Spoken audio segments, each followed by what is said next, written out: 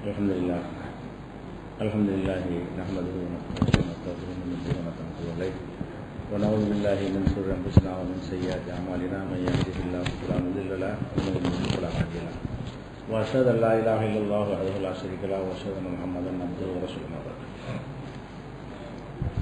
கண்ணியத்திற்குரிய எல்லாம் வல்ல அல்லாஹ் ஜல்ல ஷானஹு தஆலாவின் நல்லடியார்களே, இஸ்லாத்தின் ஆதாரம் இறைவனின் வஹி மட்டுமே என்ற இந்த தொடரிலே திருக்குர்ஆனும் நபிகள் நாயகம் ஸல்லல்லாஹு அலைஹி வஸல்லம் அவர்களுடைய வழிகாட்டுதலும் மாத்திரம்தான் இஸ்லாத்தினுடைய மூல ஆதாரம் என்பதற்கு ஏராளமான சான்றுகளை பார்த்தோம். அதுபோக இஸ்லாத்தில் எவ்வளவு நன்மக்களாக இருந்தாலும், சஹாபாக்களாக இருந்தாலும், இமாம்களாக இருந்தாலும், பெரியார்களாக இருந்தாலும், யாராக இருந்தாலும் அவங்க சொல்வதை கேட்க வேண்டிய அவசியம் இல்லை. அவங்க சொல்வது மார்க்கமாகாது. மார்க்கத்தில் அவங்க சுயமாக சட்டம் வகுக்கிற அதிகாரம் படைத்தவர்கள் இல்லை என்பதற்குரிய சான்றுகளையும் பார்த்தோம். அதுபோக இஸ்லாத்தின் ஆதாரம் வஹி மட்டும் என்று சொன்னால், குர்ஆன் இஸ்லாத்தின் ஆதாரம் என்பதில் யாருக்கும் மாற்று கருத்து கிடையாது. ஹதீஸ் என்று சொன்னால் மட்டும்தான், ஹதீஸில் எல்லா தரப்பினருமே இரு வகையாக ஹதீஸை சொல்லுவாங்க. இது சரியான ஹதீஸு, இது தவறான ஹதீஸு. எந்த குரூப்பாக இருந்தாலும் சரி, எந்த 72 கூட்டத்தில் யாராக இருந்தாலும் சரி, அவர்கள் சில ஹதீஸுகளை ஆதாரப்பூர்வமானது என்று சொல்வார்கள், சில ஹதீஸுகளை தவறானது என்று சொல்வார்கள். அப்ப ஏன் இப்படி சொல்றாங்க? ஹதீஸில் மட்டும், குர்ஆனில் அப்படி ஏற்றுக்கொள்கிறார்கள். ஹதீஸ் என்று வரும்போது மட்டும் சிலது ஏன் பலவீனமாக ஆகிறது, சிலது ஏன் இட்டுக்கட்டப்பட்டதாக ஆகிறது, சிலது மாத்திரம் ஏன் ஆதாரப்பூர்வமாக ஆகிறது என்றால், அது ஹதீஸுடைய வரலாறை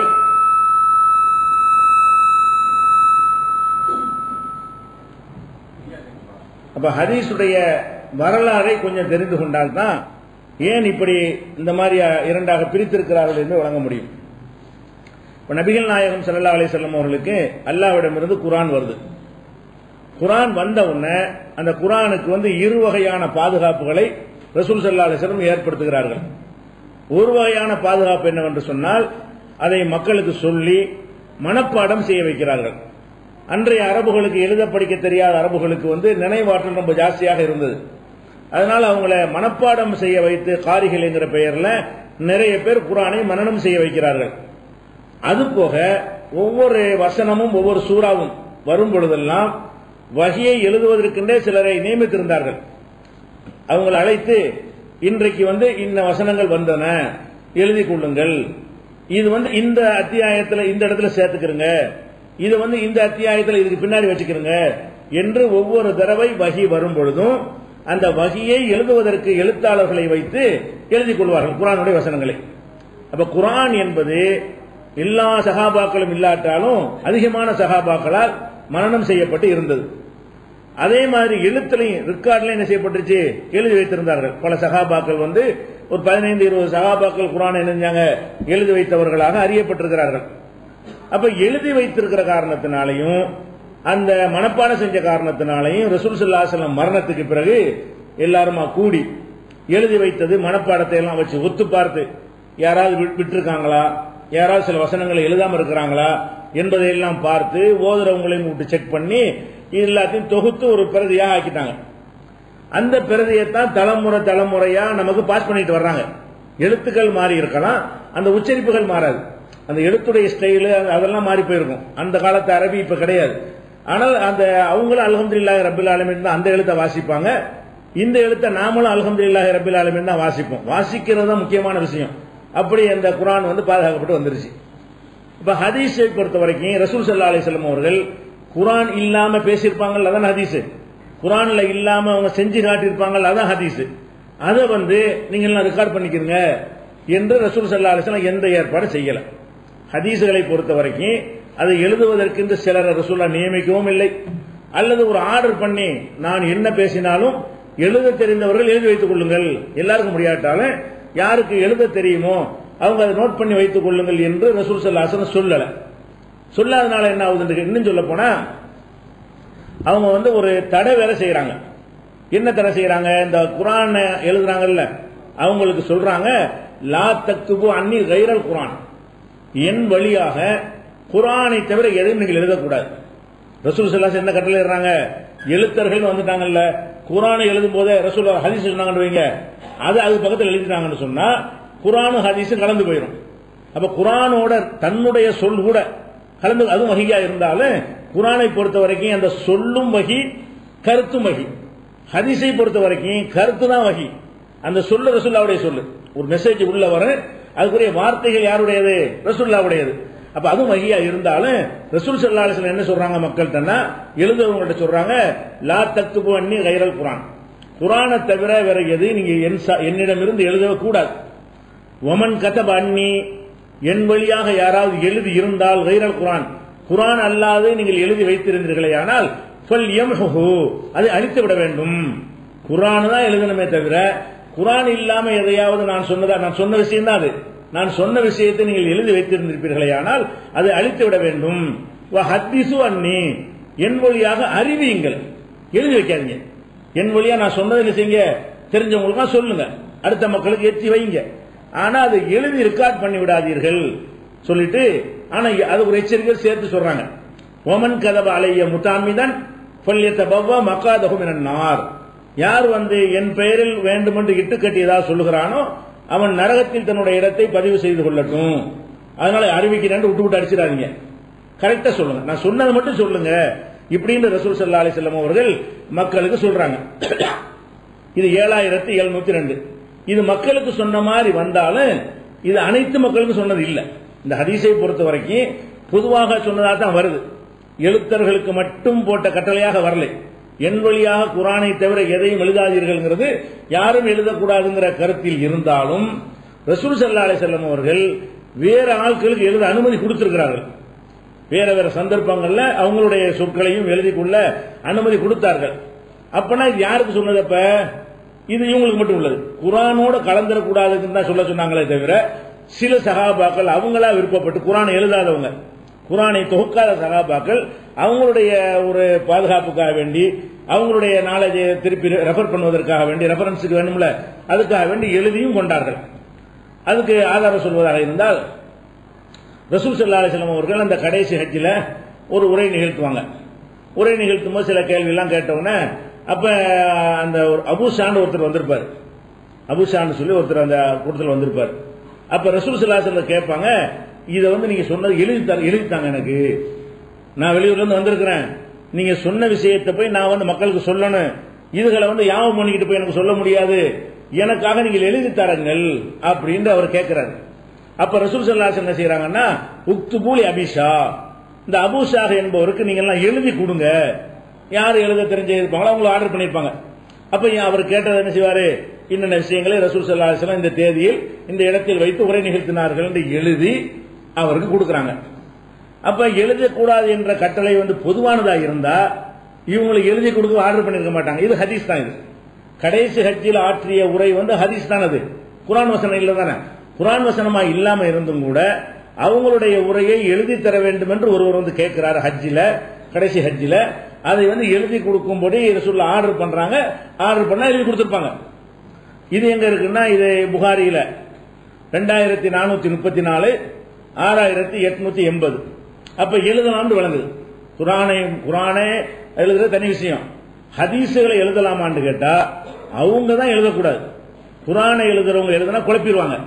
குர்ஆனை பதிவு செய்யாத மக்கள் என்ன செய்யலாம், எழுதி கொள்ளலாம், எழுதுவது பாவமான காரியம் இல்லை என்று இதுல விளங்குகிறது.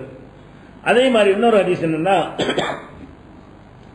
அப்துல்லா இப்னு அம்ர் அப்படின்னு ஒரு சஹாபி, இவர் என்ன செய்யறாருன்னு கேட்டா அவர் சொல்றாரு, குந்து அக்துபு குல்ல ஷைஇன் அஸ்மஉஹு மின் ரசூலில்லாஹி ஸல்லல்லாஹு அலைஹி வஸல்லம், ரசூல் ஸல்லல்லாஹு அலைஹி வஸல்லம் அவர்கள் வழியாக எதையெல்லாம் கேட்கிறேனோ அனைத்தையும் நான் எழுதுபவனாக இருந்தேன். அப்துல்லா இப்னு அம்ர் சொல்றாரு, ரசூல் ஸல்லல்லாஹு அலைஹி வஸல்லம் சொன்னதை எல்லாம் அவர் கேட்டதுதான். அவர் கேட்டதே 1% 2% தான் இருக்கும். 98% செய்தி அவர் சபையில் இருந்திருக்க மாட்டாரு.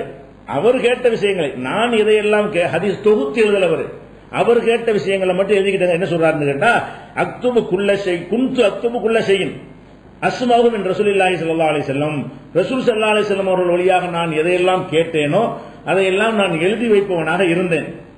அப்ப அந்த குறைஷ் குலத்தை சேர்ந்த முஸ்லிம்கள் நல்ல அறிஞர்கள் சொன்னாங்க, நீ எல்லாத்தையும் எழுதுறியா, தக்துபு குல்ல ஷைஇன் தஸ்மஉஹு, நீ ரசூலுல்லாஹ்ட்ட கேட்கிற எல்லாத்தையும் நீ எழுதிக்கிட்டு இருக்கிறியா, ரசூலுல்லாஹி ஸல்லல்லாஹு அலைஹி வஸல்லம் பஷருன், ரசூலுல்லாஹ் ஒரு மனிதர், எத்தகல்லம பில் கலபி வரிலா, கோபமாவும் சந்தோஷமாவும் பேசக்கூடியவர்கள், கோபத்தில் கூட கூட பேசிடுவார்கள். நீ கேட்கறலாம் போட்டு எழுதி வைக்கிற, பிரிச்சு தான் எழுதணும், எல்லாத்தையும் இப்படி எழுதுவ அப்படின்னு யாரோ சொல்ல அவருக்கு அட்வைஸ் பண்ண உடனே அவர் என்ன செய்யறாருன்னு கேட்டா அதை விட்டுட்டார். எழுதுறத என்ன செய்யறாரு, விட்டுட்டாரு. விட்டுட்டு என்ன செய்யறாருன்னு கேட்டா பிறகு போய் ரசூலுல்லாஹ்ட்ட சொல்றாரு சம்பவத்தை. நான் எழுதிக்கிட்டு இருந்தேன், சில பேர் குறைஷி குலத்தை சேர்ந்த சில பேர் என்னை பார்த்து நீ எல்லாத்தையும் எழுதிடாத, ரசூல் ஸல்லல்லாஹு அலைஹி வஸல்லம் கோபமா இருக்கும்போது என்ன சொல்லிடுவாங்க, ஒரு சந்தோஷமா இருக்கும் கூட குறை சொல்லிடுவாங்க, மனிதர் தானே, அவங்க சொல்லலாம் போட்டு எழுதி வச்சுட்டா பிற்காடு மாதிரி ஆயிரும், அப்படின்னு ஆக்காதுன்னு சொல்றாங்க என்று இவர் ரசூலுல்லாஹ்ட்ட போய் இதை முறையிடுறாரு. அப்ப ரசூல் ஸல்லல்லாஹு என்ன செய்யறாங்கன்னு கேட்டா தன்னுடைய வாயை காட்டி வாயின் பக்கம் விரல வச்சு உக்துப், நீ எழுது.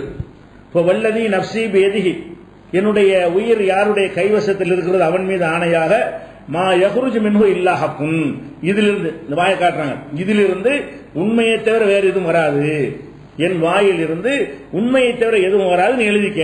அவங்க தப்பா சொல்லி இருக்கிறாங்க, நான் உண்மையை ஹக்க தான் சொல்லுவேன், பொய் சொல்ல மாட்டேன், தாராளமா நீ எழுதிக்கன்னு சொன்ன உடனே மறுபடியும் எழுதினார். யாரு, அப்துல்லா இப்னு அம்ர் என்பவர். இது அபூதாவுதுல சஹீஹான ஹதீஸ், அபூதாவுதுல 3646, அகமதுல 6510, இன்னும் நிறைய நூல்கள் இருக்கிறது. அப்ப இதுல என்ன வழங்குது என்று கேட்டால் ரசூல் ஸல்லல்லாஹு அலைஹி வஸல்லம் எழுதக்கூடாதுன்னு சொன்ன தடை இருக்குல்ல, எல்லாருக்கும் இல்ல. எழுதக்கூடாதுன்னு சில பேர் எழுதவே கூடாதுன்னு சொல்றாங்க, அப்படி கிடையாது. ஹதீஸ் எழுதலாம், ஆனால் குர்ஆனுக்கு செஞ்ச மாதிரி அவங்களே சிரத்தை எடுத்து எழுத வைக்கவும் இல்லை, அந்த எழுத்தர்களை எழுதுமாறு கட்டளையிடவும் இல்லை, அனைத்தையும் எழுதுமாறும் சொல்லவே இல்லை. யார் யார் கேட்கிறீர்கள் அவங்க எழுதிக்கலாம் என்கிற வகையில் அந்த அனுமதி கொடுத்திருந்தார்கள். அதே மாதிரி அபூ ஹுரைரா கூட சொல்லுவாங்க, மாமின் அஸ்ஹாபின் நபி அஹதுன் அக்ஸர ஹதீஸன் அன்ஹு மின்னி, ரசூல் ஸல்லல்லாஹு அலைஹி வஸல்லம் வழியாக என்னை விட வேற யாரும் அதிகம் அறிவித்ததில்லை. அபூ ஹுரைரா சொல்றார், என்னை விட யாரும் ரசூல் ஸல்லல்லாஹு அலைஹி வஸல்லம் வழியாக அதிக ஹதீஸ்ல அறிவிக்கவில்லை. இல்லாமா கான மின் அப்துல்லாஹ் இப்னு அம்ர், அப்துல்லா இப்னு அம்ர் அவர்களிடமிருந்து ஏற்பட்ட எழுத்தை தவிர, இன்னஹு கான யக்துபு, அவர் பாட்டு கேட்கலாம் எழுதி வச்சிருவாரு, வலா அக்துபு, நான் எழுத மாட்டேன், அதனால அவர்கிட்ட ஜாஸ்தியா இருக்கலாம், ஏன்னா கேட்கணும் எழுதி வச்சிருக்காரு, நான் அதிகமா அறிவிச்சிருக்கிறேன், என்ன அளவுக்கு யாரும் அறிவிச்சதில்லை, எனக்கு நிகராக அதுக்கு மேலாக யார் வருவா, அப்துல்லா இப்னு அம்ர் வருவாரு, ஏனென்றால் அவர் அனைத்தையும் எழுதுவார், நான் எழுத மாட்டேன். மனப்பாடத்தில் உள்ளதை சொல்லும் பொழுது 100 செய்தியை சொன்னாங்கன்னா 90 மறந்துடுவோம்ல, 10 தான் சொல்லுவோம். 10 செய்தியை கேட்டாங்கன்னு சொன்னா 5 மறந்துடுவோம். இவர் என்ன அம்பட்டி வச்சிருப்பாரு, பார்த்து பார்த்து சொல்லிடுவாரு. அப்ப அப்துல்லா இப்னு அம்ர் அவர்கள் எழுதி கொண்டிருந்தார்கள், நான் எழுதலைன்னு சொல்லி அபூ ஹுரைரா அறிவிக்கிற ஹதீஸ் புகாரியில 113வது ஹதீஸாக இடம்பெற்றிருக்கிறது. அப்ப இதுல என்ன விளம்பரம் என்று கேட்டால், குர்ஆன் என்பது ரசூல் ஸல்லல்லாஹு அலைஹி வஸல்லம் அவர்கள் காலத்திலேயே எழுதப்பட்டு விட்டது, மனப்பாடம் செய்யப்பட்டு விட்டது. அதனால ரசூலுல்லாஹ்வுடைய மௌத்துக்கு பிறகு யாராவது ஒரு வசனத்தை சொல்லி இப்படி குர்ஆன்ல இருக்குன்னு சொல்ல முடியாது, பின்னி எடுத்துருவாங்க. ரசூலுல்லாஹ் மௌத்தான பிறகு குர்ஆனில் இப்படி இருக்கிற பயான் பண்ணும்போது குர்ஆன்ல இல்லாத ஒரு வார்த்தை அவரா விட்டு கட்டி குர்ஆனில் இருக்கிறதுன்னு சொன்னா எந்த குர்ஆன்ல இருக்கு எடுத்துட்டு வா, இந்த தண்டா இருக்கு குர்ஆன் என்று கேட்கிற அளவுக்கு ஒரு செக்யூரிட் பண்ணி வச்சுட்டாங்க. ஹாஃபில்கள் இருந்தா கூட்டி கொண்டு கேட்பாங்க, இவன் சொல்றது குர்ஆன்ல இருக்காண்டு, அல்லது மூலப்பிரதி வச்சிருந்தாங்க, அதை செக் பண்ண பார்ப்பாங்க. அதுக்கு ஒரு உஸ்மான் காலத்தில் என்ன பண்றாங்கன்னா இன்னும் நிறைய அந்த பிரதி எடுத்து அந்த ஒரு பிரதியை நிறைய பிரதி ஆக்கி எல்லா பிரதியும் அனுப்பி வச்சுட்டாரு. அப்ப குர்ஆன்ங்கிற எழுத்திலேயே போய் சேர்ந்து விடும் பொழுது யாராவது விட்டு அடிச்சாங்கன்னு சொன்னா எடுத்து பார்த்துருவாங்க. எந்த ஊர்ல உள்ள ஒரு ஆளும் குர்ஆன்ல இருக்குன்னு சொல்ல முடியாது. அப்ப அந்த மாதிரியான ஒரு பாதுகாப்பு இருக்கும் பொழுது குர்ஆன் மட்டும்தான் வந்து கொண்டிருந்தது. குர்ஆனாக ரசூலுல்லாஹ் இருந்ததெல்லாம் குர்ஆன் தான். சஹாபாக்கள் குர்ஆன் சொன்னாங்களே அதுல வேற எதுவும் சேரவே இல்லை. தாபியீன்கள் குர்ஆன் சொன்னாங்களே அதுல வேற எதுவும் சேர்க்க முடியவில்லை. யாரும் உள்ள நுழைஞ்சுக்கிட்டு கால அல்லாஹு தஆலா அல்லாஹ் சொல்லுகிறான் எல்லாம் போட்டு சொல்ல முடியவில்லை. ஏன் அந்த பாதுகாப்புன்னு சொல்ல மாட்டாங்கல்ல, ரெக்கார்டா இருக்கிற ஒரு விஷயத்துல எடுத்துக்கிட்டு சொல்ல மாட்டாங்க. செவி வழியா இருக்கு விட்டு அடிக்கலாம். வாய் வழியா கேட்டதுன்னா நான் உங்கள்ட்ட சொல்ல நீங்க உங்கள்ட்ட சொல்ல இப்படி இருந்தா அவர் சொன்னார் இவர் சொன்னார்னு சொல்லிட்டு போறதுக்கு வாய்ப்பு இருக்கிறது. ஆனால் குர்ஆன்ல இந்த வாய்ப்பு இல்லாதனால அது பாதுகாப்பா இருந்துச்சா. ஹதீஸை பொறுத்தவரை என்ன நமக்கு வழங்குது, இப்ப இந்த அப்துல்லா இப்னு அம்ருங்கிறவர் மட்டும் தான் இதை கொஞ்சம் எழுதி வச்சிருக்கிறார். அப்துல்லா இப்னு அம்ர் மட்டும் தான் எழுதியிருக்காரு. அவர் என்ன எழுதியிருப்பாருன்னா சின்ன சதவீதம் எழுதியிருப்பார். ஏன்னா எல்லா நேரமும் இருக்க மாட்டார் ரசூலுல்லாஹ், வெளியே போயிருப்பாரு. அவர் இல்லாத நேரத்தில் ரசூல் எவ்வளவு பேசியிருப்பாங்க, 24 மணி நேரம் இருக்க மாட்டாரு, வீட்டில் இருக்க மனைமாரி தான் கேட்டிருப்பாங்க. இவர் கலந்து கொண்ட சபைகள்ல மட்டும் என்ன செய்வாரு, அதை கேட்டதை எழுதி வச்சிருவாரு. இது ஒரு வகை. இந்த அபூசாக்கு ஒன்று எழுதி கொடுத்தாங்க, அது ஒண்ணு. இப்படியாக ஒரு 1-2 பேர் என்ன செஞ்சிருந்தாங்க எழுதி வச்சிருந்தாங்களே தவிர அவங்களுக்கு சின்ன அளவில் எழுதி வைத்திருந்தாங்களே தவிர பாக்கி எதுவும் என்ன இல்ல ஹதீஸாக நமக்கு வந்து எழுதப்படவே இல்லை. அப்ப ஹதீஸ் எப்படி வந்துகிட்டு இருக்குது? எல்லாம் வாய் வழியா தான் சொல்றது. ஒவ்வொருத்தர் அவர் அடுத்தவர் சொல்வாரு, அவர் அடுத்தவர் சொல்வாரு. இப்படியே வாய் வழியாகவே ஹதீஸ்கள்லாம் என்ன செய்து வந்து கொண்டே இருக்கிறது. இந்த வாய் வழியா வந்து கொண்டிருக்கும் பொழுது துவக்கத்தில் ஆரம்பத்தில் எழுதணும்னு வந்தவங்க யாருன்னு கேட்டா சில பேர் முன் வந்தாங்க. ரசூலுல்லாஹ்வுடைய காலம்லாம் முடிந்த பிறகு நாம ஹதீஸுக்கு ஒரு எழுத்து வடிவம் கொடுக்கல என்று சொன்னா கியாமத் வரைக்கும் இந்த மார்க்கம் இருக்கு, அவன் கடிக்க ஆரம்பிச்சிருவான் ஹதீஸ்னு சொல்லி. மக்கள் ரெஃபர் எதை வச்சு அது ஹதீஸா இல்லையான்னு கண்டுபிடிப்பாங்க. நம்ம பாட்டுக்கு அது ரெக்கார்ட் பண்ணாம விட்டுட்டோம் என்று சொன்னால் ரசூலுல்லாஹ் சொன்னாங்கன்னு எப்ப வேணாலும் சொல்லிட்டு போயிடலாமே. அப்ப சொன்னாங்கன்னா உண்மையும் பொய்யும் பிரித்தறிய முடியாம போயிருமே. பிரித்தறிவதற்கு நம்ம ரசூலுல்லாஹ்வுக்கு நெருக்கமான காலத்தில் இருக்கிற நாம அதுக்கு ஒரு எழுத்து வடிவத்தில் ஆக்கி வச்சிட்டோம்னு சொன்னா அதுக்கு பிறகு யாரும் என்ன செய்ய மாட்டான், இட்டு கட்ட மாட்டான் என்ற ஒரு கவலையோட என்ன செய்யறாங்கன்னு கேட்டா சில அறிஞர்கள் வந்து நூல்களை எழுதுறாங்க. நூலா எழுதுறாங்கன்னா யாருன்னு கேட்டா பிரயாணம் பண்ணி அப்படி எழுதுறது இல்ல. மக்காவில் ஒரு அறிஞர் இருக்காருன்னு வைங்களேன், அவர் ஒரு மார்க்கத்தை நல்லா கற்றவராக இருப்பார், மார்க்கத்துக்கு அர்ப்பணித்து ஒவ்வொரு சஹாபின்னு சொல்லலாம் கேட்டு அறிஞ்சு வச்சிருப்பாரு. அவர் மக்காவில் உள்ள மக்கள் அறிஞ்சு வச்சிருந்தாங்க இல்லையா, அந்த ஹதீஸை மட்டும் எழுதிடுவார். இதுக்குன்னு போய் மதீனாவுக்கு போய், கூபாவுக்கு போய், பசராவுக்கு போய், ஷாமுக்கு போய், ஈரானுக்கு போய், குராசானுக்கு போய் இப்படி ஊரா பிரயாணம் பண்ணி எழுத மாட்டார். அந்தந்த ஊர்ல உள்ளவங்க என்ன செஞ்சாங்கன்னு கேட்டா அவர்கள் தங்கள் பகுதியில் வந்த சஹாபாக்கள் வழியாக சில ஹதீஸ்கள் கிடைத்திருக்கும்.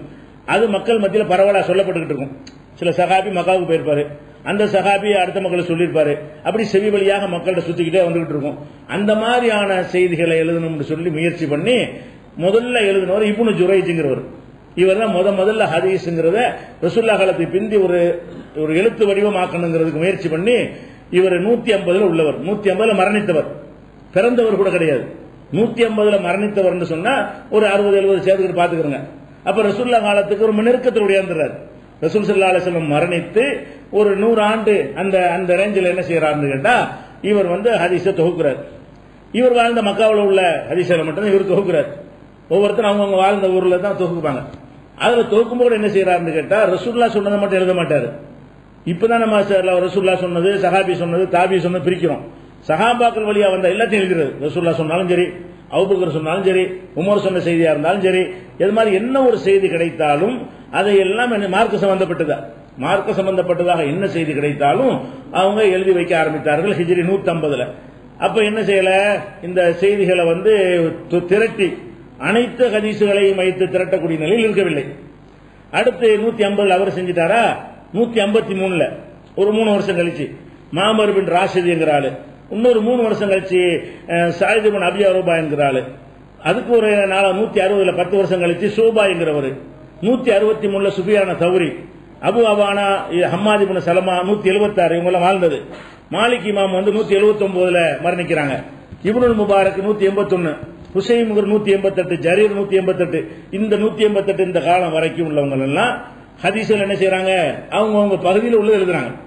இவங்க எல்லாம் என்ன செய்யறாங்க, ஹதீஸ் திரட்டிலாம் எழுதல, தங்கள் பகுதிக்கு சஹாபாக்கள் வந்து தங்கள் பகுதியில மக்கள்கிட்ட சொல்லிட்டு போயிருப்பாங்க. அந்த செய்தி பல மக்கள் வழியாக செவி வழியாக மக்கள் மத்தியில பேசப்பட்டு கொண்டு இருக்கும். அதுகளை கேட்டு ரெக்கார்ட் பண்ணி வைக்கிற வேலையை செஞ்சாங்க. ஒரு அளவுக்கு என்ன செஞ்சு பாதுகாக்கப்பட்டு இருந்துச்சு. இன்னும் சொல்ல போனா அதுல வந்து இந்த சொன்ன ஆட்களுடைய நூல்கள்லாம் முக்காவாசி இல்ல, எழுதுனாங்கன்னு ரெக்கார்டு இருக்கே தவிர அதெல்லாம் இருக்குமே. ஆனால் அதுல டவுட் கம்மியா இருக்கும். என்கிட்ட ஒரு ஆள் விட்டா அங்க போயிடும். 80 100 இருந்தா எனக்கு தாபி அறிவிச்சார், தாபிக்கு சஹாபி அறிவிச்சார், 2 பேர்ல போயிடும், ரசூலுல்லாஹ் வரைக்கும் போயிடும். ரசூலுல்லாஹ் சொன்னதாக வருவதற்கு எத்தனை பேர் தான் தேவை, இவங்கள 2 பேர் அளவுக்கு போயிடும். காலம் செல்ல ஆள் ஜாஸ்தி ஆயிடும். இன்னைக்கு ஒரு ஹதீஸ் அறிவிக்கிறாரு என்ன செய்யறது, ரசூலுல்லாஹ் எனக்கு எங்க அப்பா சொன்னாரு, அவருக்கு அவர் சொன்னார் கூட எத்தனை பேரை சொல்றது, இப்படி அது பெரிய லிஸ்டே வந்துடும். ஒரு ஹதீஸை விட ஆட்களுடைய பட்டியல் பெருசா போயிடும். அந்த அளவுக்குலாம் வரக்கூடியது. ஆனா அந்த நெருக்கமான காலத்தில் இருக்கிறவங்களுக்கு குறைவான அந்த அறிவிப்பாளர்கள் இது முடிஞ்சிடும். இப்படி எழுதி வச்சாங்க. இது ஒரு வகை. அதுக்கப்புறம் 200 தாண்டின பிறகு தயாலிசிங்கிறவர், ஷாஃபி, அப்துல் ரஸாக் அவர் நூல் கிடைக்குது. ஷாஃபி இமாம் எழுதுற நூல் கிடைக்கிறது.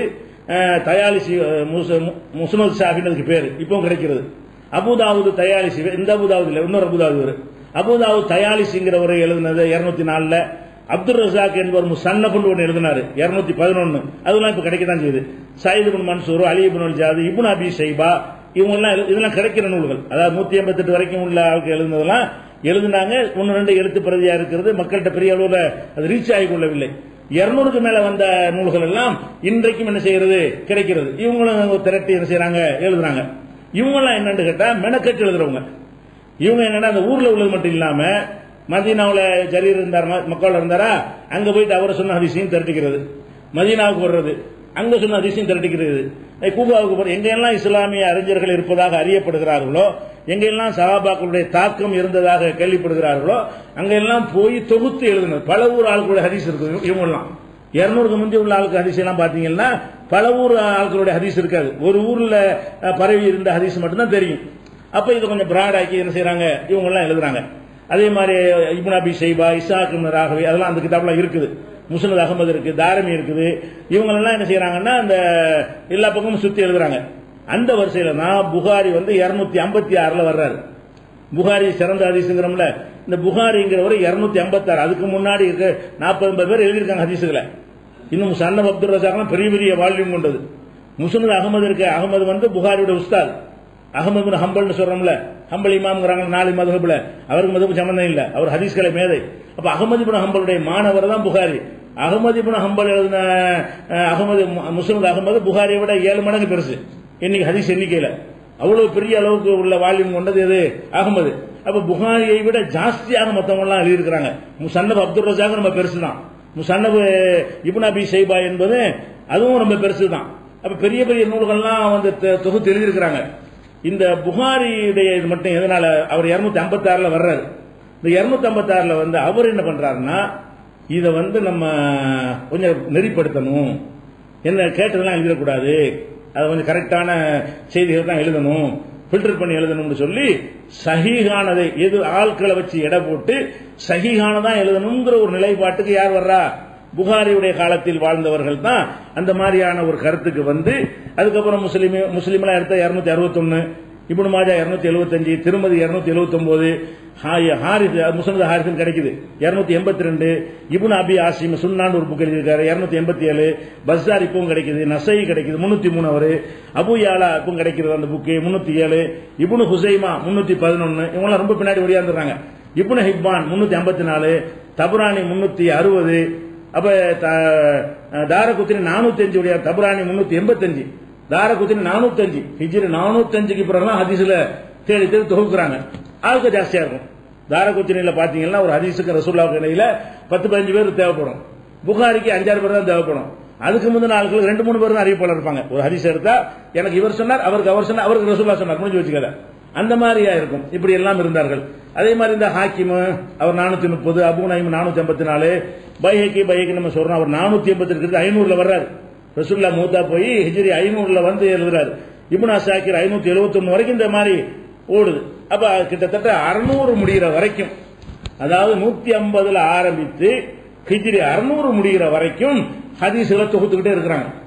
ஆனால் இந்த இடைக்காலத்துல என்ன ஏற்படுதுன்னு கேட்டா, ஹதீசுகள்ல வந்து தொகுத்துக்கிட்டு இருக்கிற கட்டத்துல நிறைய வந்து ரசூலுல்லாஹ் பேர்ல இட்டுக்கிட ஆரம்பிச்சிடறாங்க. மக்கள்கிட்ட பரவிட்டு இருக்கும்போது அதுகளையும் சேர்த்தா எழுதுறாங்க. எல்லாரும் என்ன செய்யறாங்க, ரசூல் ஸல்லல்லாஹு அலைஹி வஸல்லம் பேர்ல இட்டு கட்டி சொல்லுவாங்கல்ல, பொய்யா சொல்ல ஏன் பொய் சொல்றாங்கன்னு கேட்டா, அதுக்கு முந்தி இப்பதான் ரெக்கார்டை உண்டாக்கிட்டு இருக்காங்க. இவங்க ரெக்கார்டை உண்டாக்கிட்டு இருக்கிற காலத்தில் என்ன சொல்லலாம், அதுவும் ரெக்கார்டுக்குள்ள சேர்ந்துக்கணும். அப்ப அந்த மாதிரி பொய் சொன்னதை எல்லாம் எழுத வேண்டிய நிலைக்கு அறிஞர்கள்லாம் தள்ளப்பட்டு, ஹதீஸ் சொன்னா ரசூலுல்லாஹ் சொன்னதும் இருக்கும் சொல்லாதும் இருக்கும், ஆனா ரசூலுல்லாஹ் சொன்னார்கள் பொய்யா பரப்பி விட்டுருக்காங்க. அப்படிங்கிறதுக்கு நிறைய சான்று என்னன்னு கேட்டா புரிஞ்சுக்கிறதுக்காக சொல்றேன்.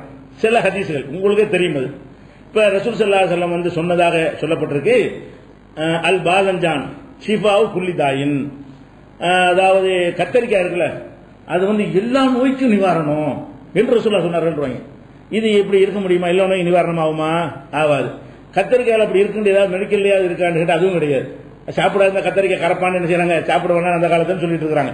அது நல்ல ஒரு உணவு இல்லைன்னு சொல்லி. ஆனா அது வந்து எல்லா நோய்க்கும் நிவாரணம் என்று சொல்லி இட்டு கட்டி இருக்கிறார்கள். அது வந்து சரியான ஹதீஸ் இல்லை என்று எப்படி கண்டுபிடிச்சாங்க? ரெண்டாவது விஷயம், சரியான ஹதீஸ் இல்லை என்று தள்ளினார்கள்.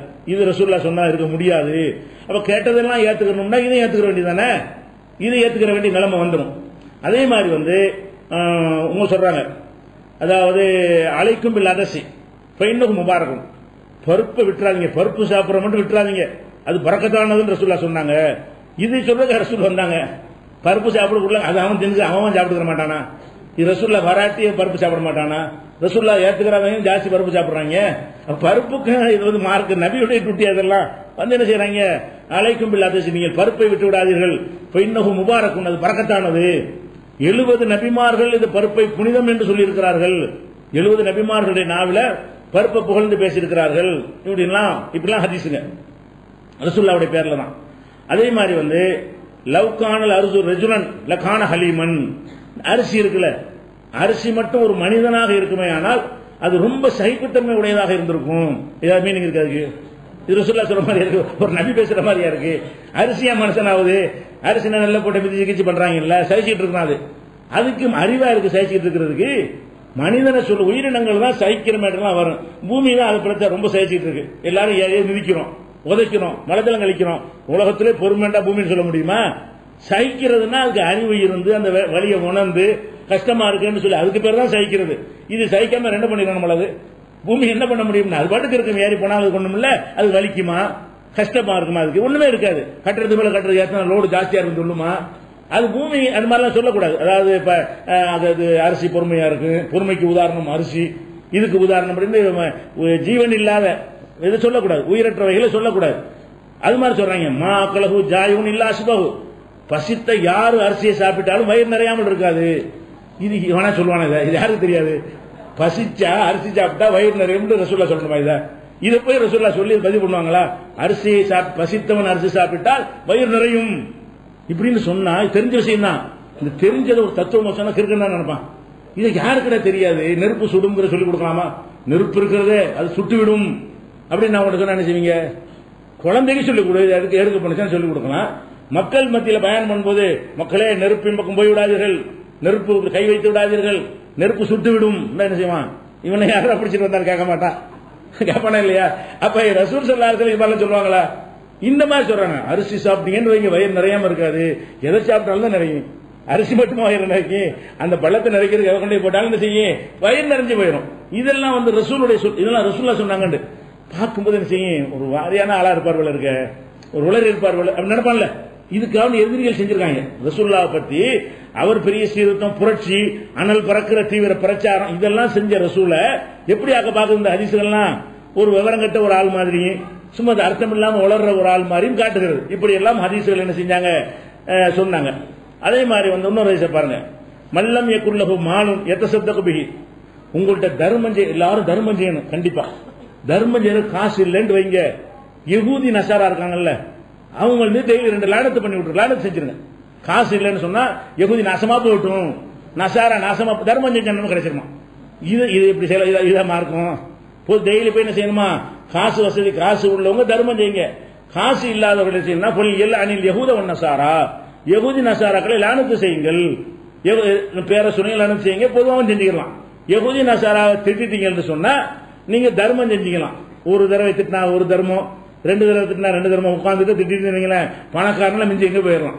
திட்டி திட்டிய நன்மை போச்சு. இது மார்க்கமா? இதுக்கு அரசுல வந்தாங்க. யகூதி நசாரா மார்க்கத்தை சொல்லு, அவன் மார்க்கத்துக்கு விரோதமா ஏதாவது செஞ்சான்னு சொன்னா அதை விமர்சனம் பண்ணு, தாவா பண்ணு, கொள்கை, அது ஓகே. இது இஸ்லாம் காட்டின ஒரு வழியா? இதே ரசூலுல்லாஹ் சொன்னாங்க என்று சொல்லி பரப்புனாங்க. அதே மாதிரி அந்நதுரு இலல் வஜ்ஹில் ஜமீல் இபாதத்தும், அழகான முகங்களை பார்ப்பது இபாதத்து, வணக்கம்.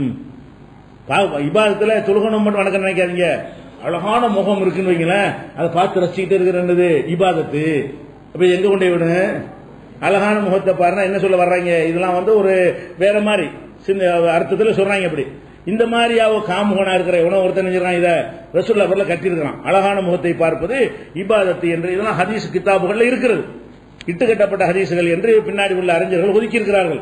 ஆனா இது எழுதப்பட்டு வைத்திருக்கிறது, அதை நம்ம பார்க்கிறோம். அதே மாதிரி வந்து கண்கள் வந்து சில பேருக்கு நீல ப்ளூ கலரா இருக்கும். கருவெளி இருக்குல்ல, கருவெளி வந்து கருப்பா இருக்கிறதுக்கு பதிலாக நீல கலரா இருக்கும். இப்ப நீல கலராக வந்து கண்ணாடி வாங்கி வச்சுட்டு அது ஒரு ஸ்டைல் பண்ணிட்டு இருக்காங்க. நல்ல கண்ணு உள்ளாலாம் என்ன செய்யறாங்க? வேணுங்கிற கலருக்கு கண்ணை மாத்திக்கலாம். அதுக்கு ஒரு கண்ணாடி மாதிரி விற்கிறாங்க. அதை வாங்கி அதை ஒட்டிக்கிட்டு என்ன செய்ய போனா நீல கண்ணாவும் தெரியும், பச்சை கண்ணாவும் தெரியும், மஞ்சள் கண்ணாவும் வாங்கிக்கலாம், சிவப்பு கண்ணாவும் வாங்கிக்கலாம். அந்த மாதிரியான அந்த சினிமாக்களுக்காக கண்டுபிடிச்சதை வச்சு இப்ப ஸ்டைலா போயிடுச்சு. இப்ப நிறைய கல்லூரிகள் எல்லாம் அந்த கண்ணை மாத்திக்கிற தன்மை வந்திருக்குது. ஆனா இயற்கையாக புழு கலர் இருந்துச்சுன்னு சொன்னா அது அது பெரிய பாக்கியம், பறக்கத்து. ஊதா கலர்ல மட்டும் கண் நினைச்சுன்னு வைங்க, பறக்கத்து கொட்ட கொட்டுமா. இதுக்கு என்ன கண்ணு ஊதாவா இருக்கிறதுக்கும் பறக்கத்து கொட்டுறதுக்கு என்ன சம்பந்தம் இருக்கு? இப்படி அல்ல ரிஸ்குகளை வகைப்படுத்துறான். கண்ணை கவனிச்சு தான் ரிஸ்கை வகைப்படுத்துறானா? கண்ணு நீளமா உள்ளவங்களாம் பல பெரிய கோடீஸ்வரனா இருக்கிறானா? இந்தியாவில் இருக்கிற பெரிய கோடீஸ்வரர் அம்பானி அதானி எல்லாம் கண்ணு புழுவா இருக்கு, அவங்களுக்குலாம் பில்கேட்ஸ் எல்லாம் புழுவாவா இருக்குது. அப்ப புழுவா இருக்கிறவன் அப்படி இருப்பான்னு சொன்னா எப்படி அது சரியா வருமா? அது இந்த மாதிரிலாம் எழுதி வச்சிருக்காங்க. அதே மாதிரி அக்குலு சமக்கி யூஹினுல் ஜசத, மீன் சாப்பிடாதீங்க, அது உடம்பை பலவீனமாக்கிறோம். அல்லாஹ் குர்ஆன்ல சொல்றான், தாக்குலுன மின்ஹு லஹமன் தரியா, உங்களுக்கு கடலில் பசுமையான மாமிசத்தை நாங்கள் உங்களுக்கு தருகிறேன் அப்படிங்கிறான். கப்பல்ல நீங்கள் போகிறீர்கள், மீன் பிடிக்கிறீர்கள், அதை பசுமையான உணவு லஹமன் லஹம இறைச்சிங்கிறான். அதல்ல லஹமன் தரியா, பசுமையான ஒரு உணவை உங்களுக்கு கடலிலிருந்து வெளிப்படுத்துகிறோம் என்று அல்லாஹ் குர்ஆன்ல சொல்றான். இவங்க என்ன செய்யறாங்க? மீன் மட்டும் சாப்பிடாதீங்க, அது என்ன செய்யும்? யூஹினுல் ஜஸத, உடம்பை பலவீனமாக்கிறோம். இதெல்லாம் ஹதீஸ். அதாவது எழுத்துக்களை ரெக்கார்ட் ஆக்குற காலத்துக்கு, அந்த இடைப்பட்ட காலத்துல ரெக்கார்ட் பண்ணி கொண்டும் பண்ணாமலும் இருக்கிற அந்த காலத்துல இப்படியெல்லாம் ரசூல் ஸல்லல்லாஹு அலைஹி வஸல்லம் பெயரை பயன்படுத்தி எல்லாம் சொல்லி இருக்கிறார்கள். யாரு? தாபியின்கள் காலத்தில் இருந்த முனாபிக்குகள், தப தாபியின்கள் காலத்தில் இருந்த முனாபிக்குகள், அல்ல முஸ்லிமா இருந்து கூட ஒரு கெட்ட நோக்கத்துக்காக வேண்டி செஞ்சவர்கள்லாம் இப்படிலாம் பண்ணி இருக்கிறாங்க. இன்னொன்னு பாருங்களேன், மன்னாகத லுக்குமத்தன் மின் மஜரல் காயித்தி வல் பவுல், மலம் கழிக்கிற இடம் இருக்குல்ல, அந்த இடத்திலேயோ கக்கூசலன்னு வைங்க, சிறுநீர் கழிக்கிற இடத்திலேயோ ஒரு கவலை உணவு கீழே விழுந்துருச்சு, கக்கூசல விழுந்துருச்சான், இருந்து அதை ஒருவன் எடுத்து, கக்கூசுல விழுந்ததை எடுத்து ஒரு வடை வச்சிருக்கிறீங்க, வடை கக்கூசுல விழுந்துருச்சு, அதை எடுக்கணுமா, எடுத்து கசலகா அதை கழுவி சும்மா அக்கலகா அப்புறம் சாப்பிடுவானே, ஆனால் உஃபிரலக எல்லா பாவம் மன்னிக்கப்பட்டு விடும். பாவம் மன்னிக்கிறது என்ன செய்யணும்? கக்கூசுல கிடக்கிறத எடுத்து தின்னுக்கலாம். இதை சொன்னா இஸ்லாத்தை பத்தி ஒரு என்ன நினைப்பான்? ரசூல் ஸல்லல்லாஹு அலைஹி வஸல்லம் சொன்ன இது அவன் சொல்லிட்டு போனா கிறுக்கண்டாக்கிடுவோம். அல்லாஹ்வுடைய ரசூல் சொன்னதா இருக்கிறாங்க. இப்படிலாம் எவன் ஒருத்த கக்கூசில் கிடக்கிற உணவை எடுத்து கழுவி சாப்பிட்டால் அவனுடைய பாவம் மன்னிக்கப்படும்னா இது எவ்வளவு பெரிய ஒரு அநாகரிகமானது. ஒழுக்கத்தையும் சுத்தத்தையும் சொல்லி தந்த ரசூல் ஸல்லல்லாஹு அலைஹி வஸல்லம் சிறுநீர் கழிச்சிட்டு கூட கழுவணுங்கிற ஒரு மார்க்கத்தில் தான் இருக்குமா? சிறுநீர் கழிச்சு போயிட்டு இருக்காங்க எல்லாரும், யூரின் போனாலும் கழுவணும்னு சொல்ற ஒரு மார்க்கத்தில் தொழுகைக்கு சுத்தம் பண்ணிட்டு தொழுவான்னு சொல்லக்கூடிய ஒரு மார்க்கத்தில் இந்த மாதிரியான ஒரு நஜீஸான விஷயங்களை சாப்பிட சொல்லுவாங்களா? மனம் ஒப்பாது. அருவருக்கிற எல்லாருடைய மனமும், யாருடைய மனம் ஒப்பாது. அந்த கக்கூசுகளை சுத்தம் செய்கிறான அவன் கூட கையால் சுத்தம் செஞ்சிருவானே தவிர அதுல கிடக்கிற வடையை திங்க மாட்டான். கக்கூசை சுத்தம் செய்யறவன் அவனுக்கு கூட ஜீரணிக்க முடியாது. அதை சுத்தம் செய்யறவனுக்கு கொஞ்சம் அருவருப்பு கம்மியா இருக்கும்ல, அவன் கூட செய்ய தயங்குகிற ஒரு காரியத்தை மார்க்கம் என்கிற பெயரில் சொன்னால் மார்க்கத்தை யாரா வருவானா? அதுதான் திட்டம் போட்டு என்ன செஞ்சாங்க ரசூலுல்லாஹ் காலத்துல யூதர்கள்லாம். அவன் இஸ்லாமிய போர்வை போத்தி கொண்டு இதை ஒழிக்கிறதா இருந்தா இவர் பேர்ல விட்டு அடி பண்ணுவேன். ஆள் போயிட்டார். இனிமே இஸ்லாத்தை ஒழிக்க வழி என்ன? இந்த ஒரிஜினல் குர்ஆன் அப்படி போச்சுன்னு சொன்னா, ஒரிஜினல் ஹதீஸ் போனுச்சுன்னா சீக்கிரத்தில் உலகத்தில் அது என்ன செஞ்சேன் அப்படி ஆண்டு விடும். அதுக்கு விடக்கூடாது என்று சொன்னால் இப்படி கொஞ்சம் கட்டுக்கதையில போட்டு இதான் இவர் அந்த மாதிரி உளர்னாலா அந்த மாதிரி சரியா இருக்காதுப்பா, இந்த மாதிரி ககுசல் திங்க சொல்றாங்க, இது ஒரு மார்க்கமா இது அப்படின்னு சொல்றதுக்காக தான் செஞ்சிருக்க முடியும். இந்த மாதிரி எல்லாம் சொல்லி வைத்திருக்கிறார்கள். அதே மாதிரி அலைக்கும் பில் மில்ஹி, உப்பு விட்டுறாதீங்க, உப்பு கம்பல்சரியா சேர்த்துக்கிறங்க. ஃபைன்னஹு ஷிஃபாவுன் மின் 70 தான், 70 வியாதிக்கு நோய் மருந்து இருக்கிறது, 70 நோய்க்கு என்ன இருக்கு உப்புல மருந்து இருக்கிறது அப்படின்னு ரசூலுல்லாஹ் சொன்னாங்க. இன்னும் உப்பு பாராட்டி நிறைய இருக்குது. உப்பு சாப்பிடுறது நல்லதா கெட்டதாங்கிறதுல கருத்து வேறுபாடு இருக்குது அறிஞர்கள் மத்தியில, விஞ்ஞானிகள் மத்தியில. சிறிதளவு சேர்த்துக்கிறேன், கொஞ்சம் வேணும்னு சொல்லக்கூடிய அயோடின் தேவைங்கிறவங்க சொல்றாங்க. சில பேர் வேணாம் உப்பே சேர்க்கக்கூடாது, 40க்கு மேல என்ன செய்யக்கூடாது, சேர்க்கக்கூடாது, அது பிரஷரை உண்டாக்கும் அப்படின்னு சொல்லி அலோபதி வைத்தியங்கள்ல அது நல்லதா சொல்லப்படவே இல்லை. அது நல்லதா இருந்துட்டு போகுது, நல்லதாக இருந்துட்டு போகுது, கெட்டதா இருந்துட்டு போகுது, அது பிரச்சனை இல்லை. இது ஏன் மார்க்க மூலம் எதுக்கு பூசுற? அல்லாஹ்வுடைய ரசூல் ஒரு முக்கியத்துவம் சொன்னாங்கன்னு சொன்னா அது மார்க்க ரீதியான விஷயமா கட்டளை இட்டுறாங்களா, விரும்பி திண்டாங்கன்னு அது ஒரு விஷயம். நீ சாப்பிடுன்னு சொன்னா எந்த அளவுக்கு கேட்டா, இப்பவும் இன்னைக்கும் நீங்கள் எத்தனை முஸ்லீம் வீடுகள் என்ன விருந்து வைக்கும் போது என்ன செய்வாங்கன்னா ஒரு கோப்பையில் முதல் உப்பு கொண்டு வைப்பாங்க. ஃபர்ஸ்ட் உப்பு தான் திங்கணும். உணவுலாம் வைக்கிறதுக்கு முன்னாடி சின்ன கோப்பையில் ஒன்றா என்ன செய்வாங்க, உப்பை கொட்டி கொண்டாந்து வைப்பாங்க. வந்து உட்கார்ந்தெல்லாம் உப்பு எடுத்து சுண்ணத்துன்னு சொல்லிக்கிட்டே எடுத்து திம்பாங்க. ஆளுக்கு ஒரு உப்புக்கல்ல போட்டுட்டு அப்புறமேல தான் என்ன செய்வாங்க, உணவை சாப்பிடுவாங்க. அது இந்த இனிப்பு நல்லா தெரியறதுக்காக ஒரு உப்பு முதல் போட்டுவிட்டா நல்லா இருக்குங்கிறது அது ஊத்துக்கிறோம் அப்படி சொல்லலாம். எப்படி சொல்லலாம், ஸ்வீட் கொடுக்கணும் வைங்களேன், கம்மியா தெரிகிற ஆட்களா இருந்தா ஒரு உப்பு முதல் போட்டுக்கிறங்க, அப்புறம் ஸ்வீட்டை சாப்பிட்டு பாருங்க, 2 மடங்கு இனிப்பா தெரியும். அந்த மாதிரி ஒரு நாக்கை ஏமாத்துறதுக்கு கொடுத்தா பரவாயில்ல. நீவே எதுக்கு வைக்கிறான் அந்த உப்பை, அது நல்லது சிறந்ததுங்கிறான். அது செஞ்சா 70 வியாதிக்கு நிவாரணம்ங்கிறான். அது வியாதிகள்லாம் 70 வியாதி அதை உண்டாக்குதுன்னு சொல்றாங்க. ஒரு பக்கத்தில் உட்காந்துட்டு சாப்பிடக்கூடாதுங்கிறாங்க. உப்பு இல்லாத பொருள்கள் அவங்க தனியா தயாரிக்கிறாங்க. சில ஆட்களுக்காக என்ன செய்யறான், அது ஒரு 25% மக்கள் அப்படி ஆகிட்டாங்க. இன்னைக்கு 25% மக்களுக்கு உப்பு இல்லாதவங்க பொருள் தயாரிக்கிற அளவுக்கு வீட்டில் 2 சமையல் நடந்துட்டு இருக்கு. பாதி வீடுகள் என்ன இருக்கு, உப்பு போட்டு ஒரு சோறு, உப்பு இல்லாம ஒரு சோறு, உப்பு போட்டு ஒரு சப்பாத்தி, உப்பு இல்லாம ஒரு சப்பாத்தி செய்யற அளவுக்கு இருக்கு நிலைமை. அப்ப அது என்ன 70 வியாதிக்கு நோய், 70 வியாதிக்கு நிவாரணம் இப்பெல்லாம் இருக்குமா? எல்லாரும் பாராட்டிட்டு அப்படி கண்டுபிடிச்சு கூடுதல் உறுதிப்படுத்திருப்பாங்க விஞ்ஞானிகள்லாம். அப்படி இருந்தா இல்ல. அப்ப இதெல்லாம் பொய் நல்லா தெரிஞ்சுக்கிட்டு இருக்கும்போது என்ன செய்யறாங்க, என்னத்தையாவது விட்டு வளர்றதுக்காக செஞ்சிருக்கிறாங்க விளங்குறோம். அதே மாதிரி இதெல்லாம் இன்னைக்கும் மக்கள்கிட்ட இருக்கு. உப்பு சுண்ணத்துங்கிற கருத்து என்ன இருக்கு, அந்த காலத்துல இருந்த மாதிரி இன்னைக்கும் சுண்ணத்துன்னு ஏன் வந்துச்சு? எவனோ இட்டு கட்டின ஒரு விஷயத்தை நம்பி அது வாழடி வாழையா சொல்லி கொடுத்து அதை ஒரு ஹதீஸ் ரசூலுல்லாஹ்வுடைய சுன்னத்துன்னு அதான் அர்த்தம், ரசூலுல்லாஹ் சொன்னாங்கன்னு அர்த்தம். அப்படி நம்பக்கூடிய காட்சி எல்லாம் பார்க்கிறோம். அதே மாதிரி மாமின் ரும்மானின் இல்லா அதாவது பிஹப்பத்தி மின் ரும்மானில் ஜன்னா, எந்த ஒரு மாதுளம்பழத்தை எடுத்துக்கொண்டாலும் சரி, அதுல உடைச்சிங்கன்னா அதுல ஒரே ஒரு விதை மட்டும் சொர்க்கத்துடையதா இருக்கணும். எந்த மாதுளம்பழத்தை எடுத்தாலும் சரி, அதுல மாதுளம்பழத்தை மட்டும் பங்கு வச்சு கொடுத்துறாதீங்க இப்பெல்லாம் சொல்லுவாங்க. மாதுளம்பழத்தை முழுசா தின்றுங்க. ஏன்னு கேட்டா ஒரே ஒரு சொலை என்ன இருக்குது, மாதுளை இதுல ஒரு விதை சொர்க்கத்துடைய அடங்கி இருக்கிறதுல, சொர்க்கத்துடைய வாட்டர்ல கலந்து இருக்குது. அது இங்கேயே சொர்க்கம் கிடைக்க சின்ன விஷயமா அது. அதனால மாதுளம்பழத்தை வாங்கினால் பிரிச்சு பாதி வீதம் கொடுத்தீங்க வைங்க, அடுத்தவங்களுக்கு போயிடும். உங்களுக்கு காசு கொடுத்து வாங்கினா இல்லாம போயிடும். அதனால முழு மாதுளம்பழமா தான் சாப்பிடணும். இப்பெல்லாம் கிராமங்கள்ல சொல்லுவாங்கன்னு பார்த்தா ஹதீஸ் எழுதி வச்சுக்கிறாங்க. இப்பதான் சொல்லுவாங்க, நாங்கெல்லாம் சின்ன பிள்ளையா இருக்கும்போது கடைசியில் பார்த்து ஹதீஸ் தமிழ் எழுதி வச்சுக்கிறாங்க, ஹதீஸ்ங்கிற பேர்ல. இந்த மாதிரி எல்லாம் அதே மாதிரி இஸ்லாத்துல பெண்களுக்கும் எல்லா விதமான உரிமை கொடுக்கப்பட்டிருக்கு. கல்வி உரிமை கண்டிப்பா இருக்கிறது மார்க்கத்துல. குர்ஆன்ல அல்லாஹ் என்ன சொல்றான், ஒல் முஃமினூன முஃமினாத்து பௌதுஹும் அவுலியா பௌதின், மூமினான ஆண்களும் பெண்களும் ஒருவர் மற்றவருக்கு உற்ற நண்பர்களாக இருக்கிறார்கள். யஅமுருன பில் மஅரூஃபி, நன்மை ஏவுகிறார்கள். வயன்ஹூன அனில் முன்கரி, தீமையை தடுக்கிறார்கள். மூமினான ஆண்களா இருந்தாலும் நல்ல விஷயங்களை ஏவணும், தீமையை தடுக்கணும், மார்க்கத்தை அறியணும். ரசூல் ஸல்லல்லாஹு அலைஹி வஸல்லம் அவருடைய காலத்துல பெண்கள்லாம் கேள்வி, அவங்க சம்பந்தப்பட்ட கேள்விகள் எல்லாம் கேட்டிருக்கிறாங்க. வெக்கம் அவங்களுக்கு மார்க்கத்தை கற்றுக் கொடுத்து தடையாக இருந்ததில்லை. அவங்களுக்கு பிறகு ரசூலுல்லாஹ்வுக்கு பிறகு ஆயிஷா நாயகி உட்பட பெரிய பெரிய சஹாபி பெண்கள் எல்லாம் மக்களுக்கு மார்க்கத்தை சொல்லிக் கொடுத்திருக்கிறார்கள். ரசூல் ஸல்லல்லாஹு அலைஹி வஸல்லம் அவர்களே பல பிரச்சனைகள்ல மனைவிட்டு ஆலோசனை நடத்தியிருக்கிறார்கள். ஒரு சிக்கல் வரும்பொழுது மனைவிட்ட போய் எப்படி டீல் பண்ணலாம் என்று ஆலோசனை நடத்தியிருக்கிறார்கள். ஆதாரம் நிறைய இருக்கிறது. இவங்க என்ன செய்யறாங்கன்னு கேட்டா, ஹதீஸ் ரசூலுல்லாஹ் பேர்ல ஷாவிருஹுன்ன வ காலிபுஹுன்ன, நீங்கள் பெண்கள்கிட்ட ஆலோசனை பண்ணுங்க, பண்ணிட்டு அவங்க என்ன சொல்றாங்களோ ஏற்க மாதிரி நடங்க. அது கேட்காம தொலைஞ்சிட்டு போயிடலாம். அதாவது பெண்கள்கிட்ட கருத்து கேளுங்க. அவங்க செய்யலாம்னு சொன்னாங்க, செய்யாதீங்க. செய்யாதீங்கன்னு சொன்னாங்கன்னா செஞ்சிருங்க. ஒரு ஆளுக்கு தர்மம் செய்யலாமான்னு கேட்கறீங்க, மனைவிட்டு கேட்கறீங்க, செய்ய சொன்னாங்கன்னா நீ செஞ்சிடக்கூடாது. செய்ய வேணான்ட்டாங்க செஞ்சிருங்க. அப்ப பெண்கள்கிட்ட நீங்கள் ஆலோசனை செய்யுங்கள், அதுக்கு நேர் மாத்தமா நடங்கள்.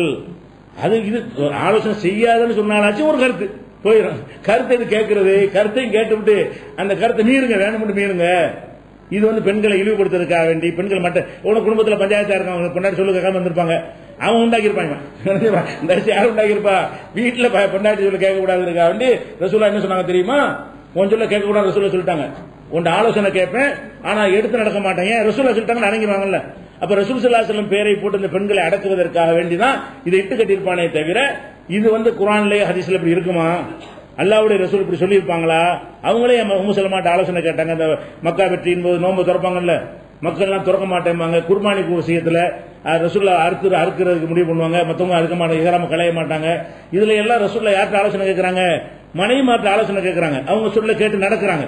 அப்ப இது பெண்கள்கிட்ட ஆலோசனை கேட்கறது ஏன் தடுக்கிறீங்க? அவங்க அறிவு, அவங்க மனிதர்கள் இல்லையா? அவங்களும் தொழுகை பார்த்து கடமையாக்கப்பட்ட அறிவு இருக்குன்னு அர்த்தம். ஆன்மா இருக்கான்னு சர்ச்சை பண்ணிட்டு தான் ஒரு காலத்துல அதெல்லாம் உடைச்சி எரிஞ்சு அவங்களுக்கு சொத்துரிமை, திருமண வாழ்க்கையை தேர்ந்தெடுக்கிற உரிமை, கல்வி கற்கிற உரிமை, எல்லா உரிமையும் இஸ்லாத்துல கொடுத்திருக்கையில ஆலோசனை கேட்டு மீறுங்கன்னு அர்த்தப்ப இந்த மாதிரியான ஹதீஸ் எல்லாம் கட்டி வச்சிருக்கிறாங்க. அதே மாதிரி 3 காரியங்கள் பார்வையை கூர்மையாக்குமா. மங்களான பார்வை டாக்டர்கிட்ட போவாதிய 3 காரியம் இருக்குது. அதை செஞ்சா பார்வை ரொம்ப பிரைட் ஆகி போயிடும், கூர்மையாயிரும். அது என்னன்னா அந்நவரும் இல்லை சொல்றான். பசுமையான பொருள்களை பார்க்கிறது, பச்சையான பொருளை பார்த்துட்டு இருந்தீங்கன்னா செடி கொடிகளை பார்க்கிறது. இதை பார்த்து கொண்டிருந்தால் பார்வை கூர்மையாகும். அது மாதிரி ஒல்மாயில் ஜாரி ஓடுற ஆற்றை பார்த்துட்டே இருக்கணும், ஆறு ஓடிட்டு ஊத்து பார்த்துட்டு இருக்கணும். ஓடுகிற தண்ணியை பார்த்தா என்ன செய்யுமா, கண் பார்வை கூர்மையாகும். ஒல் வஜிகள் ஹசனி, அழகான முகத்தை பார்த்துட்டே இருக்கணும். கண் பார்வை கம்மியா இருந்தா ஊர்ல யார் அழகா அவங்களுக்கு உட்கார வச்சு பார்த்துட்டே இருக்கணும். பின்னி எடுக்க போறாங்க. அது என்ன அர்த்தம்? இது அழகான முகத்தை பார்த்து கொண்டே இருந்தால் கண் பார்வை கொண்டா பாக்குற சொல்ல தடுத்திருக்கிறாங்க. அதெல்லாம் வந்து ஒரு அழகானதுல பெண்களும் வருவாங்கல்ல. அழகான முகத்தை பார்ப்பது ஆம்பளை முகம் பொம்பளை முகம்னு கிடையாது தானே, பெண்கள் முகமா இருக்கலாம்ல. இந்த பொம்பளை முகம் அழகா இருக்குன்னு சொல்லி வந்து பாக்குறான். என்னடா கேட்ட ரசூலா சொல்லிருக்காங்கல்ல, பார்வை எனக்கு கம்மியா இருக்கு, இப்படி கூர்ந்து பார்த்தா பார்வை பிரைட்டா அப்படி சொன்னா ஒத்துக்குருவோமா? அதுக்கு செஞ்சிருப்பாங்கன்னு நினைக்கிறேன். எதுக்கு செஞ்சான்னு தெரியல. ஆனால் ரசூல் ஸல்லல்லாஹு அலைஹி வஸல்லம் பெயரில் இந்த மாதிரி அழகான பெண்களை பார்ப்பது, அழகான முகத்தை பார்ப்பது வந்து கண் பார்வையை கூர்மையாக்கும். இந்த மாதிரியும் ரசூல் ஸல்லல்லாஹு அலைஹி வஸல்லம் பேர்ல நினைஞ்சிருக்காங்க, இட்டு கட்டி இருக்கிறத பாக்குறோம். அதே மாதிரிங்க இது ஒரு வகையாச்சா. இன்னும் சில பேர் ஆர்வ கோளாறுல இபாதத்துகளை மக்கள் செய்ய வைக்கிறதுக்காக வேண்டி பரக்கத்தை விட்டு அடிக்கிறது. வாயில வந்ததுலாம் குர்ஆனை ஓதுறது நல்ல காரியம் தானே, நல்ல காரியம், அது விட்டுற வேண்டியதான். அதுல குர்ஆனுக்கு என்ன சிறப்பு இருக்குன்னு எல்லாம் சொன்னா சொல்லிட வேண்டியதான். அதை விட்டு என்ன செய்வார், ஒரு நூஹ் இப்னு அபி மரியம் ஒருத்தர் இருந்தார். இவர் வந்து 114 சூறாவுக்கும் அந்த சிறப்பு கண்டு ஒரு ஹதீஸ்ல அறிவிச்சிருக்காரு. எல்லா சூறாவுக்கும் அல்ஹம்து சூராவின் சிறப்பு, பக்ரா சூராவின் சிறப்புன்னு சொல்லி 114 சூறாவுக்கு சிறப்பு. சிறப்புனா என்னது? யார் ஒருத்தன் தப்பத்தி ஏதாவது ஓதுகிறானோ அவனுக்கெல்லாம் ஒரு மாளிகை கட்டுவான். அந்த மாளிகைக்கு 1000 கதவுகள் இருக்கும், 1000 கட்டில்கள் இருக்கும், 1000 ஹூர்லின்கள் இருப்பார்கள். இப்படி இருந்தால் அடிக்கிறது. இப்படியாக வந்து வாயில வந்தெல்லாம் விட்டு அடிச்சு 114 சூறாவுக்கு கொஞ்சம் கொஞ்சம் சின்ன சின்ன சேஞ்ச் பண்ணி சிறப்புகள் தலை அறிவிக்க ஆரம்பிச்சார். அறிவிச்ச உடனே ரொம்ப ரசூலுல்லாஹ் சொல்லிருக்க விட்டு அடிக்கிற மாதிரி தெரியுது, இவன் ஆளு பேசுறது சரியா தெரியல என்று கூப்பிட்டு வச்சு விசாரிக்கிறாங்க. எங்க இருந்து கிடைச்சு உனக்கு இந்த மாதிரி 114 சூறாவுக்கு சிறப்பு எழுதியிருக்கிறிய, எங்க இருந்து கிடைச்சு? மின் ஐநலக்க ஹாதா, இது உனக்கு எங்க இருந்து கிடைத்தது அப்படின்னு அவன் சொல்றான். மக்கள்லாம் என்ன செய்யறாங்கன்னு கேட்டா, இப்னு இஸ்ஹாக் என்பவருடைய வரலாறையும் மற்றவர்கள் எழுதிய வரலாற்று புத்தகத்தையும் படிக்க ஆரம்பிக்கிறார்கள். குர்ஆனை ஓத வைப்பதற்கு நான் என்ன செய்யலாம் திட்டம் போட்டேன், அதுக்கு நானா தான் செஞ்சேங்கிறான்.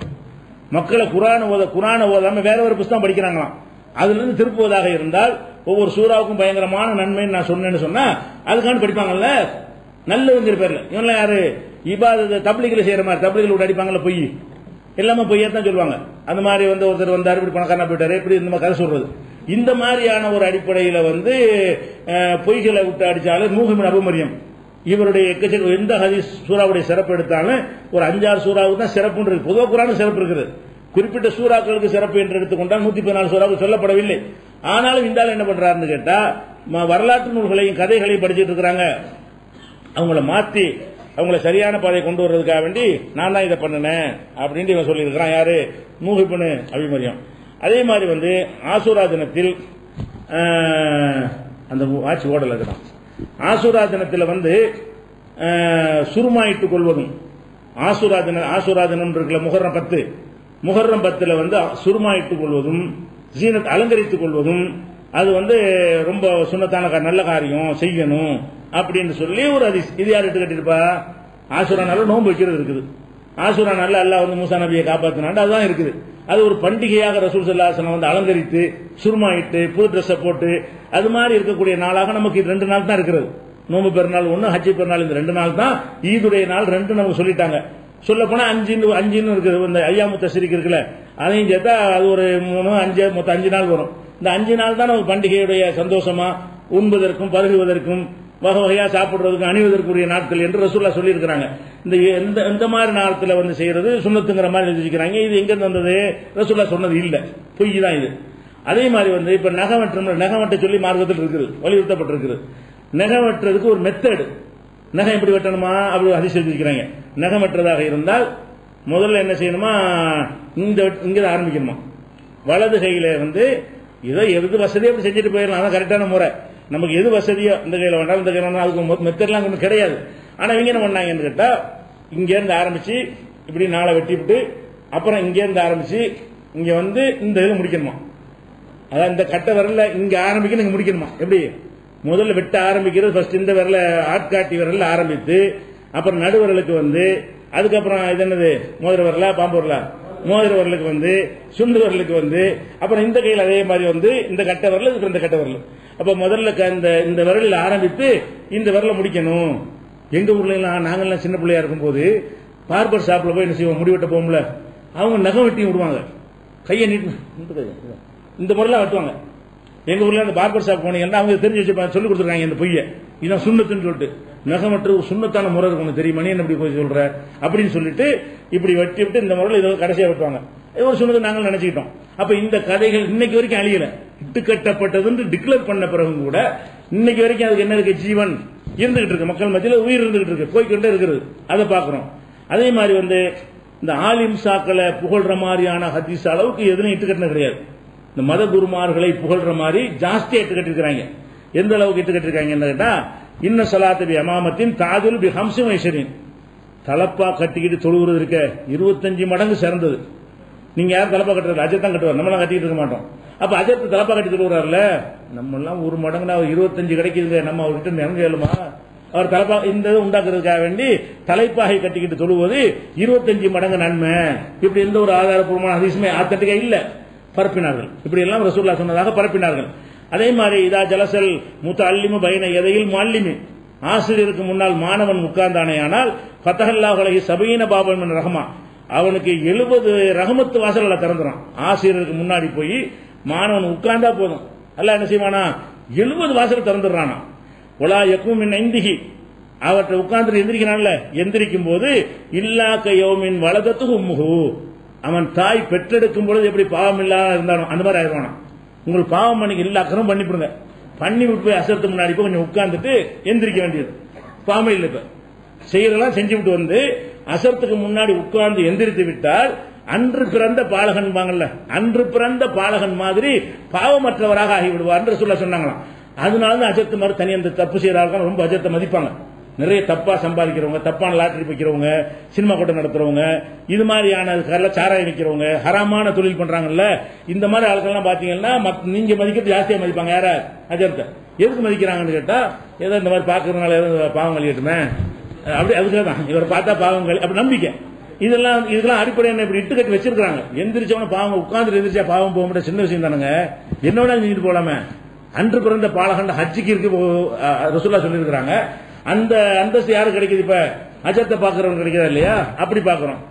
அதே மாதிரி இதோட அடிக்க பாருங்க, அதாவது சொர்க்கத்திலையும் உலமாக்களுக்கு தேவை இருக்கிறது ரசூலுல்லாஹ் சொன்னாங்களாம். இன்ன அகலல் ஜன்னத்தில் யஹ்தாஜுன இலல் உலமா, சொர்க்கவாசிகளுக்கும் உலமாக்களின் பக்கம் தேவை இருக்கிறது. இங்கதான் நாங்க தேவை நினைச்சுக்கிறாதீங்க, நீங்க சொர்க்கத்துக்கு போனாலும் அங்கேயும் எங்க தேவை உங்களுக்கு இருக்கிறது. அங்க என்ன தேவை? அங்க ஹலால் ஹராம் இல்ல. சொர்க்கத்துல மார்க்கத்தை சொல்லி தரது தானே உலமா. அங்க ஏதாவது ஹராம் இருக்கா? சொர்க்கத்துல சட்டத்துக்கு இருக்கா? நினைச்சதெல்லாம் செஞ்சுக்கலாம், நினைச்சதெல்லாம் செய்யக்கூடிய ஒரு உலகம் சொர்க்கம். அந்த பாக்கியத்தை அனுபவிக்கும் போது நீங்க ஆலிம் தேவையில்லை நீங்க நினைக்கலாம், ஆனால் அங்கேயும் தேவை இருக்கிறது. எதுக்கு தேவை இருக்குன்னு கேட்ட விளக்கம். ஒதாலிக்க அன்னகும் யசூரு நல்லாக பீக்குள்ளி ஜும்மாத்தின், ஒவ்வொரு வெள்ளிக்கிழமை அன்னைக்கு சொர்க்கவாசிகள்லாம் அல்லாஹ் போய் சந்திப்பாங்களாம். அல்லாஹ் போய் என்ன செய்வாங்களாம், வார வாரம் பார்த்துட்டு வருவாங்களாம். பார்த்தவன அல்லாஹ் கேட்பானா தமன்னும் அலைய அலாமா சேர்த்தோம், நீங்க விரும்புறதெல்லாம் ஆசைப்படுங்க என்று கேளுங்க அப்படின்னு நல்லா கேட்பானா. வார வாரம் போவோம் அல்லாஹ் பார்க்க போவாங்களாம். ஒவ்வொரு வாரம் அல்லாஹ் செய்வானா, வேணுங்கிறதெல்லாம் கேளுங்க சொல்லுவானா. அவங்க என்ன செய்வாங்களா, எந்த ஒன்று கேட்க ஒன்றும் தெரியலையே, உடனே உலமாக்கிட்ட வருவானா. உலமாக்கிட்ட உலமா நாங்க என்னத்தை கேட்கறது, அல்லா இப்படி கேட்கறானே, நாங்க என்னத்தை கேட்கறது கேட்டோம்னா இவங்க என்ன செய்வாங்களாம், தம்மன்னோ கதா கதா என்னெல்லாம் கேட்பான்னு சொல்லி கொடுப்பாங்களாம். இதுக்கு தேவை இருக்கு. நாங்க அங்க வந்தாலும் உங்களுக்கு என்ன வேணும்னு அல்லா கேட்பான், உங்களுக்கு தெரியாத ஆன்சரு எங்கள்கிட்ட வருவீங்க, நாங்க சொல்லி தந்த பிறகு அதை போய் கேட்பீங்க. உனக்கு சொர்க்கத்துல எது வேணும்னு உனக்கு எப்படி யார் சொல்லி தந்தா, நீ எப்படி சொல்லிக் கொடுப்பான? உலமா அவனுக்கு விருப்பம் என்பது அவனா செய்யற முடிவு. அல்ல என்ன வேணும்னு கேட்கறது அனுபவிக்கிறது கேட்கறான். இது அவனா செஞ்சுட்டு போயிடுவான். எல்லா இன்பமும் இருந்தா வேணாம் அல்ல போதுன்றுவான். அல்ல ஏதாவது குறையா இருந்தா அவனுக்கே தெரியும், அல்லது கொஞ்சம் கம்மியா இருக்கு பார்த்து கூட குறை கொடுத்தா கொடுத்துட்டு போறான். இதுக்கு இது அஜத்துட்டே வரணும். எதுக்குன்னு கேட்டா, எங்களை சார்ந்தா நீங்க இருக்கணும், சொர்க்கத்துல எங்களுடைய ஆதிக்கம் இருக்குது. இவங்க போங்கலன்னு தெரியும், அது ஒரு விஷயம். முக்கியமானது என்ன, இந்த மாதிரி சொன்ன ஆளுக்கு ரசூலுல்லாஹ் இட்டு கட்டின ஆளுக்கு போனத்தர பஞ்சாயத்து ஆனா எழுதி வச்சுக்கிறாங்க, உலமாக்களுக்கு சொர்க்கத்திலும் தேவை இருக்கிறது.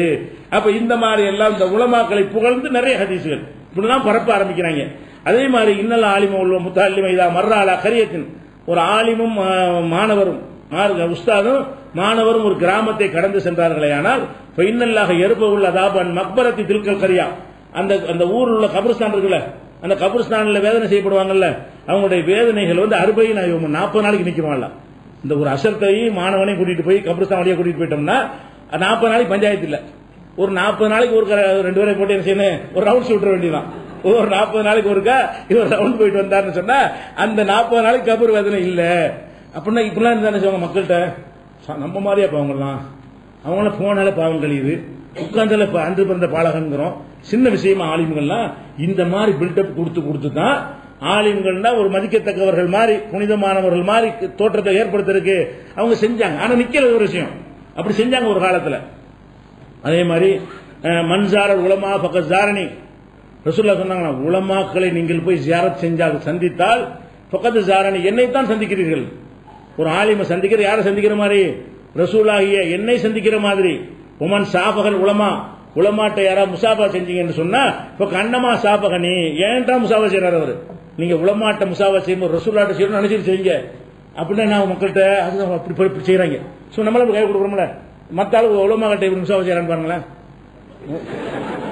கூடி குறுகி அடங்கி முடிஞ்சு, எதனால அது ரசூலுல்லாஹ்னு நினைச்சுக்கிட்டு. இவர்கிட்ட செய்யற முசாபாக யார்கிட்ட செய்யறது?